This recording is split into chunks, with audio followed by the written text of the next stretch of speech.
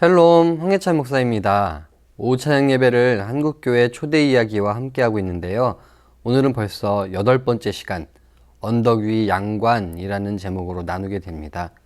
이 시간 통해 하나님의 마음을 알아가고 또 우리의 삶도 그렇게 향할 수 있는 시간이 되었으면 좋겠습니다.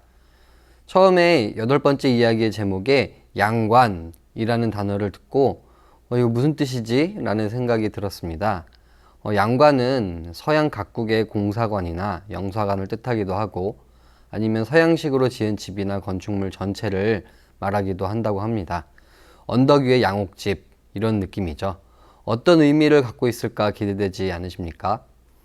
우리나라에 처음 선교사님들이 들어와서 자리를 잡을 때 선교사님들은 하나같이 언덕이나 산을 사서 그곳에 집을 짓고 살았다고 합니다. 우리나라 사람들은 산 꼭대기가 아니라 배산 임수라 하여 산 아래, 물 앞에 자리를 좋아했는데 선교사님들은 높은 곳에 자리를 잡았습니다. 바로 이렇게 언덕 높은 곳, 눈에 잘 띄는 곳, 그곳에 양관, 양옥집이 지어져 있다는 것은 그 지역에 곧 복음이 들어갔다 라는 의미가 되기도 했습니다. 그렇게 많은 도시들 높은 곳에 양관이 지어지고 학교와 병원 그리고 교회도 지어지게 되었습니다. 이렇게 이야기를 하고 보니까 우리 교회도 이렇게 높은 곳 송악언덕 위에 지어진 게 그러한 이유가 아닐까 싶기도 합니다. 저 멀리 인천대교에서도 바라보면 우리 교회가 보이니까요. 서울 인천뿐만 아니라 바로 충청도의 양반거울 공주에서도 이처럼 복음이 들어가고 양관이 지어지게 되었습니다. 1903년 감리교 의료선교사 맥길이 토착 전도인 이용주와 함께 공주에 들어와 하리동 언덕 아래 집을 사서 2년 동안 진료실과 교회를 운영하다가 떠났습니다. 그리고 1년 뒤에 샤프 선교사가 윤석열과 함께 내려와 하리동 뒷산 일대를 사서 선교부로 꾸미고 그곳에 선교사 사택을 비롯해 영명학교와 또 지금의 공주제일교회인 교회 건물을 건축하게 되었습니다. 공주 사람들은 언덕 위에 2층짜리 붉은 벽돌집이 올라가는 것을 신기해했습니다. 그리고 마침내 1905년 11월 완공이 되자 샤프 부부는 마을 사람들에게 양관을 공개했습니다. 처음 들어올 때 거드름을 피우던 공주 지역 양반들까지도 궁금해서 모두 몰려와 구경했습니다. 그 집에는 외국에서 가져온 수많은 물건들이 가득 차 있었고 구경꾼들은 모두 신기해하고 놀라워했습니다. 그런데 한 번은 구경하던 마을 양반 중 한 명이 이렇게 이야기했다고 합니다. 목사, 당신은 천당에 갈 필요가 없겠소. 선교사님이 놀라서 그 이유가 궁금해서 쳐다보니까 이렇게 깨끗하고 좋은 집에서 사는데 천당이 이보다 좋소? 하고 물어봤다고 합니다. 공주 사람들 눈에는 이처럼 양관이 천당집으로 보였던 것입니다. 샤프 선교사는 이렇게 자신의 집으로 몰려드는 구경꾼들을 맞이하는 것으로 선교를 시작했습니다. 자꾸 아무 때나 찾아와 원래 계획에 차질이 생기고 개인 생활에도 침해를 받게 되었지만 오는 구경꾼을 막을 수 없었고 도리어 찾아오는 그 사람들을 전도하는 일로 기회를 삼았습니다. 사람들이 찾아오면 같이 식탁에 앉아 기도하고 성경을 읽어주고 응접실에서 오르간을 치며 찬송 부르는 모습을 보여주었습니다. 그 선교사님의 일상을 통해 복음을 전할 수 있었던 것입니다. 이러한 일은 공주뿐만이 아니라 선교사들이 들어간 모든 지역에서 비슷하게 벌어졌다고 합니다. 선교사들은 이러한 일들을 효과적인 전도 방법으로 여기고 열심히 활용했습니다. 그래서 이러한 전도 방법에 이름까지 붙여졌는데 바로 구경 미션이라고 부르며 다른 지역의 선교사들에게도 적극 권장했다고 합니다.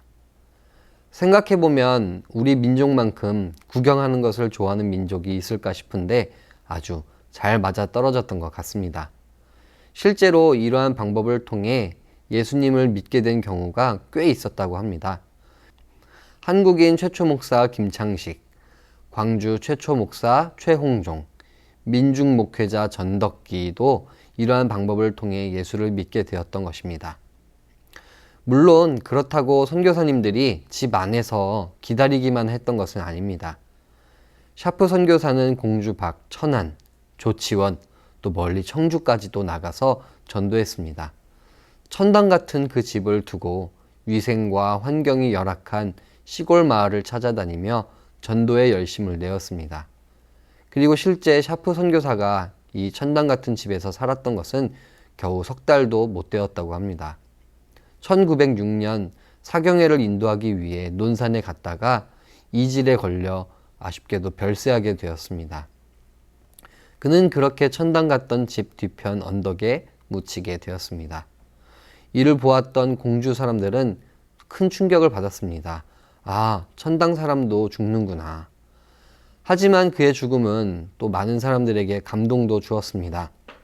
좋은 집을 두고도 열악한 곳들을 찾아다니는 그의 삶이 사람들에게 보여졌고 그것이 감동이 되었습니다. 또한 자신보다 다른 이들을 더욱 열심히 돌보았던 그의 천당 복음에 감동하게 되었습니다. 사람들을 더욱 놀라게 했던 것이 있는데 그것은 바로 남편을 잃은 샤프 부인의 이후 모습이었습니다. 젊은 나이에 남편을 잃은 샤프 부인이 당연히 공주를 떠났겠지라고 생각했는데 오히려 그 이후로 30년이 넘도록 공주에 살면서 학교를 설립하고 많은 인재를 길러냈습니다.